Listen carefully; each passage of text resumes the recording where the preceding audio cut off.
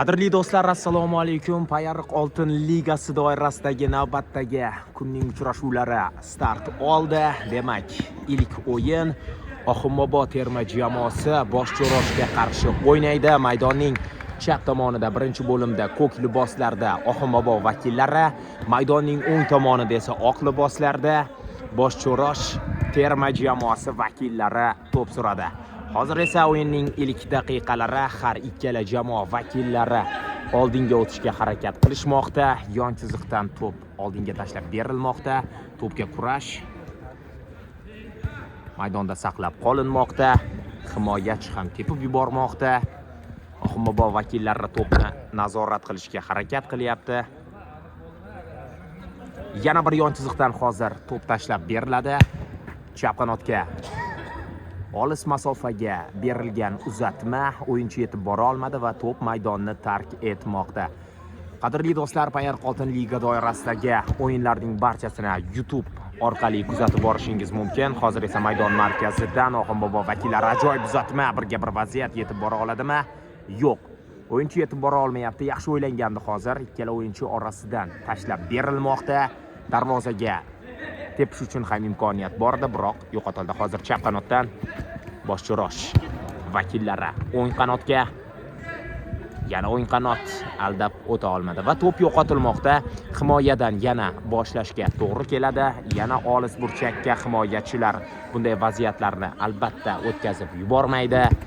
Hozir esa xato, ana endi esa o'ng qanotdan hujum, chap qanotga yana mana shunday tashlab berilmoqda.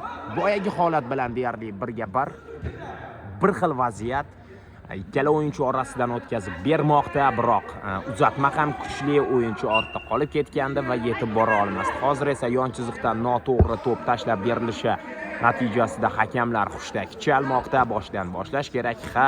Oxunobod vakillari to'pni egallab olmoqda. Yana xato, aldab o'tdi. Pas bersa bo'lardi, lekin bermadi. Hozir o'yin qoidasi buzildimi?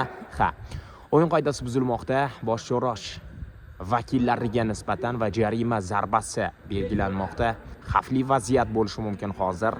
Ikkita variantda albatta to'pni tepadi yoki uzatadi yoki darvoza tomon to'g'ri tepadi. Menimcha tepsa kerak. Yo'q, uzatma.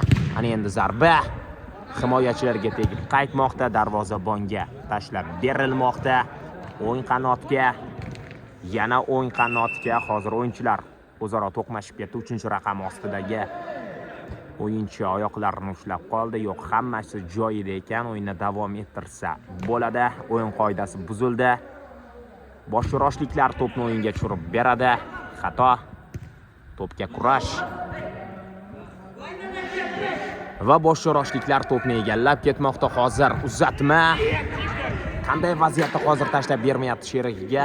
Qizg'ondi, o'zi tepishga qaror qildi, nimalarnidir o'ylagandir balki, biroq to'pni oddiy vaziyatda yo'qotmoqda. Hozir yana bir ana shunday oddiy vaziyat degan joyiga Oxunobod vakillari ham xato qilyapti, to'pni yo'qotyapti. Hozir Boshcho'rosh vakili to'pni o'zi bilan saqlab yurgandi, biroq maydon tashqarisiga chiqib ketdi. Yon chiziqdan Oxunobod vakillari to'pni o'yinga tushirib bermoqda. O'ng qanotga, oldinga va birga bir vaziyat darvozabon bilan ulgurmay qoldi. Hozir yana bir zarba darvozaga, biroq noaniq chiqib ketmoqda. Himoyadan Boshcho'roshliklar yana oldinga o'tadi. Chap qanotdan o'ng qanotga aniq uzatmaydi. Hozir nimalar qilyapsan? Fabio deydi-yu. Yo'qotilmoqda to'p. Yaxshi edi. Uzatma chiroyli edi, aniq edi, biroq oyoqlarining ostidan to'p sirpanib chiqib ketmoqda. Hozir esa bosim. Oxunobod vakili nima qiladi? To'pni yo'qotadi va Boshcho'roshliklariga mana to'p senga deya hadya etadi. Yana bir xavfli vaziyat bo'lishi mumkin hozir. Yon chiziqdan to'p tashlab berildi. Yaxshi o'tdi. Darvozaga zarba bersa bo'lardi. Hozir berdi ham, biroq himoyachining oyoqlariga tegib maydonni tark etmoqda. Hujum yakunlangani yo'q. Yana bir hujum ko'ramizmi? To'pga kurash. Hali ham kurash olib borishmoqda va Boshcho'roshliklar to'pni egallab ketmoqda.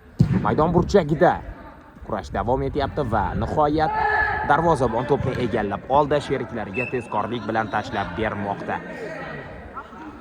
Yaxshi o'yinning guvohiga aylanyapmiz. O'yinning 6-daqiqasi boshlandi. Har ikkala jamoa vakillari hujumga o'tishga tayyor, o'tishyapti. Ajoyib taktikalarni o'ylashyapti, biroq aniqlik borasida biroz ularga ishonch yetishmayapti. Hozir esa yana o'yin qoidasi Oxunbobo vakillariga nisbatan buzildi. Oyog'iga, ochiqchasiga tepyapti. Ko'rib turibmiz uni, hamma ko'ryapti va e'tiroz qilmasa ham hakamlar bunday vaziyatlarni o'tkazib yubormasligini yaxshi bilamiz. O'yinchilar e'tiroz qilmoqda. Jarima to'sig'ini to'g'ri qo'yishni so'ramoqda.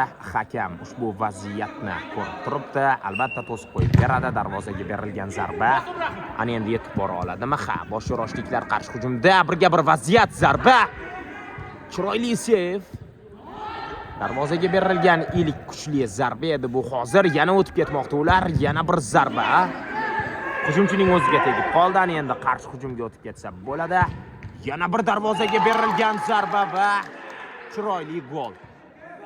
Chap oyoqda berilgan zarbani darvozabon ko'rgandi, qaytardi ham qo'llari bilan, biroq zarba ancha kuchli bo'lganligi bois ham darvoza to'g'ridan joy olmoqda. O'yinning 7-daqiqasida hisob ochildi 1-0. Oxunboboliklar oldinga o'tib olmoqda. Ana endi o'yin biroz tezlashsa kerak, sababi bu jamoa ham hozir oldinga o'tadimi? Qarshi hujum, to'p oldirildi. Boshroshliklar o'zlari harakat qilishmoqda. Uzatma, birga bir vaziyat va gol. Hozirgina aytgandim, hozirgina ta'kidlagandim. Ana endi o'yin tezlashadi deya bekorga aytib o'tmadim va to'xtalish.